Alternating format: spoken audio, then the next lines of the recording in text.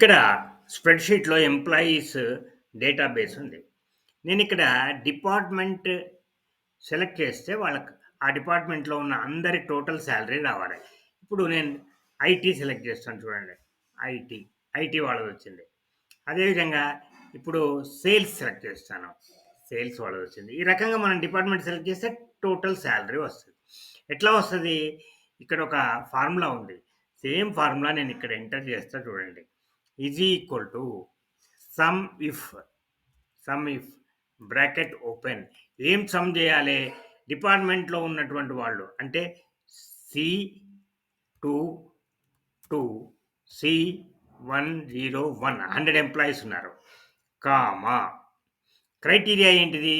ఇక్కడేమో G1 కానీ మనం ఇక్కడ పెట్టుకున్నాం కదా ఫార్ములా ఇక్కడ క్రైటీరియా G10 కామా ఏం చేయాలి సమ్ అంటే ఈ2 నుంచి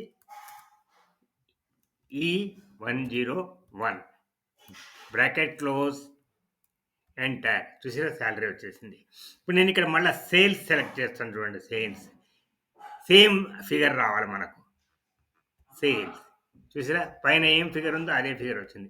ఈ రకంగా మనము సెర్చ్ చేయవచ్చు అనమాట. మనకు కావాల్సిన క్రైటీరియాని బట్టి మనకు కావాల్సిన డీటెయిల్స్‌ను మనము సెర్చ్ చేయొచ్చు. ఏం ఫార్ములా ఉపయోగించినాం ఇక్కడ? సమ్ ఇఫ్ అనేది. ఈ సమ్ ఇఫ్ అనేది మోస్ట్ యూజ్‌ఫుల్ ఫార్ములాస్‌లో ఒకటి. చాలా ఉపయోగపడుతది మనకు డేటాబేస్‌లో మనం సమ్స్ చేసుకోవడం కోసం కండిషనల్‌గా. ఓకే.